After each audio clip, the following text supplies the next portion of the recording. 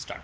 Hello everyone, myself Dr. Aman. I have been practicing for over 8 years now, and I was really looking forward for this workshop because there are very small intricate things that we tend to neglect as far as patient management is concerned, or there are so many soft skills that are needed so as to we can retain the already ongoing cases which sometimes we take it for granted or are neglected.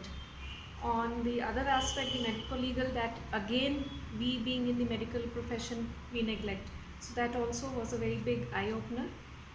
Finance not being my forte, the second day it was even more important for me, because now I know even if I cannot do, I can question the CA or the person who is filing my return where all the things can go wrong, or what all things that we need to do so that we can have the value of money, which is very hard earned for us. Thank you.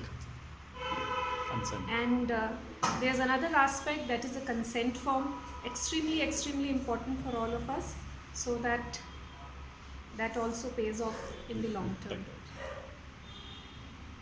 Thank you.